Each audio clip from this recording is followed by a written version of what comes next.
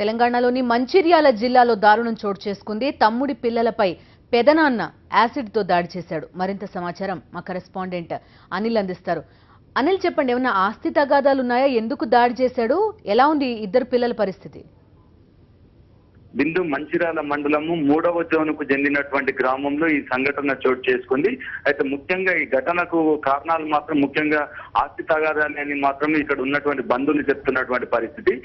ఎవరైతే ఆస్తి దాడి పాల్పడ్డాడో సదానందం తమ్ముడి కొడుకు అయినటువంటి సంగీత్ 9 సంవత్సరాలు, అదేవిధంగా 10 ఏళ్ల అమ్మాయి అనూష, వీళ్ళిద్దరి పైన కూడా ఆసిడ్ దాడికి పాల్పడుతున్నటువంటి ఘటన 10-15 నిమిషాల క్రితమే చోటు చేసుకుంది.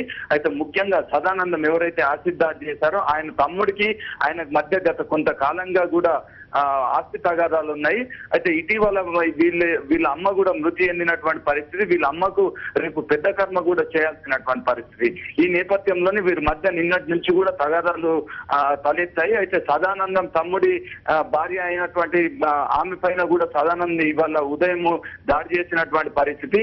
ఈ నేపథ్యంలోనే ఈ ఇద్దరు పిల్లల పైన కూడా దాడి చేసి ఆసిడ్ దాడి చేయడం మాత్రం ఇక్కడ కలకలం సృష్టిస్తుంది. బిందు, రైట్. ఎంత శాతం కాలిన గాయాలున్నాయి? చిన్న చిన్న దెబ్బలానే కనిపిస్తున్న విజువల్లో చూస్తుంటే ప్రాణాపాయం లేనట్టేనా?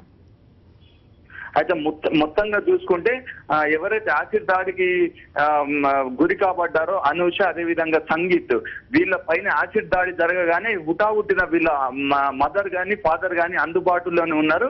వీళ్ళిద్దరిని ఎమ్మటే తీసుకొని అక్కడ కంబళ్ళను కప్పేసి అక్కడ క్లీన్ చేసినటువంటి పరిస్థితి. లేకపోతే మాత్రం అది మొత్తంగా ఎలాబరేట్ అయ్యేటువంటి పరిస్థితి కూడా ఉండేది. బిందు, అయితే ఇప్పుడు ప్రస్తుతం మంచిర్యాల ఆసుపత్రిలో చికిత్స పొందుతున్నారు. Right Anil, thank you.